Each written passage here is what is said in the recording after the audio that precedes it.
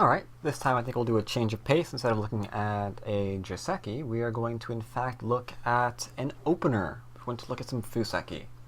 So once again, we have 2 4 points here for black. Pretty easy either way, can go for influence or territory. I find it to be very, very flexible. We've got something similar set up for white, but for the sake of this demonstration, we are going to in fact have a 3-4 for white.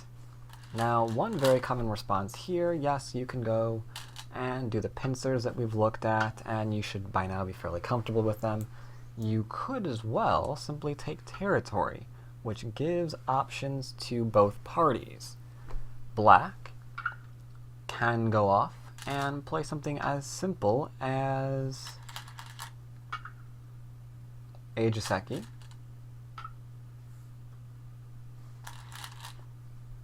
which you will never ever see in a Dan game or higher.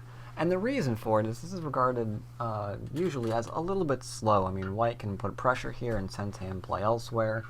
Black could have had more for his investment, which we're not seeing on the board. For example, it is perfectly fine for black to go and approach for a bit of a whole board opener. There are options, of course. White can back off, and now again there are options for black. Black can simply protect, and then white can go and take the normal thing as we see here, allowing black to take extension. But believe it or not, even this has options, which is the focus of what we're going to look at now.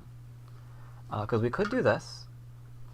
The trouble here is there's an invasion point here. There's an invasion point here. There are probing points here and here. Since I don't have access to marking tools, I have to actually use stones. I hope you don't mind. I hope that doesn't get too confusing. But each of these stones are in fact potential points for white to play. And all of them are pretty well acceptable and can't kill them. If you play a fast opening like this, you are understanding that not all of this is going to be yours. It is open. It can be invaded. It can be reduced. They can force you to defend it. All of these things.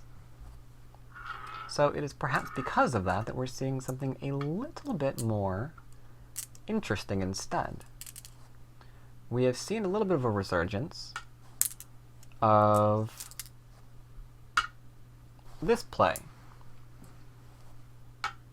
It fell out of fashion for a while because this is still a valid invasion point. Hard to deal with. But if we continue the normal follow-up, we can see that yes, there is one invasion point here, but you'll notice that the invasion points here are gone. The easy ways to kind of poke and keep low here aren't really as attractive anymore. It's pretty much all coming down to that one little point. So you have a very, very good idea when you play this what your opponent is going to play. The result of which is you can plan accordingly. And the moment you think that that's no longer acceptable, well, you can continue expanding out, making this impossible to run away. You can go ahead and make this exchange, preventing that from even being used. And in that way, maybe this actually does stay more for your territory, rather the other variation, as we can see here. That needs, let's see, 2 more stones, I think.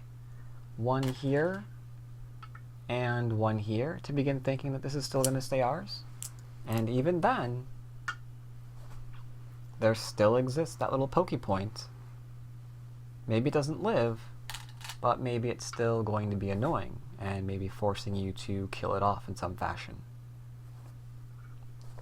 So I'm not saying this way is at all slow. I'm not saying this is bad.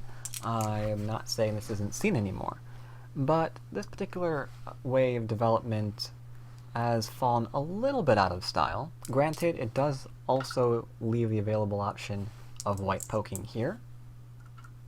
Not playing twice. White does not get to play twice just because he played there, I promise you. The rules of the game are not changing that greatly. There we go. Can easily poke there and try to extend on the bottom.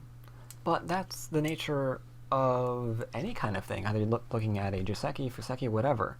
You're trading something for something else. The invasion points aren't as many of them, but in exchange a little bit more on the outside that your opponent can do. This is just the nature of game. We're giving up something for something else. And that's what makes Go very, very interesting, and probably the reason why we all keep playing it.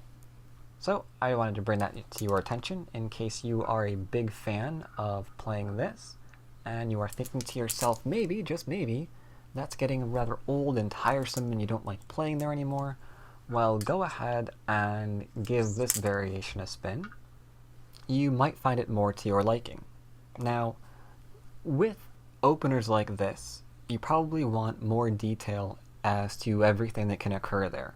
And for that, you can look forward to those in lectures in the future, which I have planned around some of the things that I've gone over. This is simply to call them to your attention. So I hope you enjoyed that, and I will see you all next time.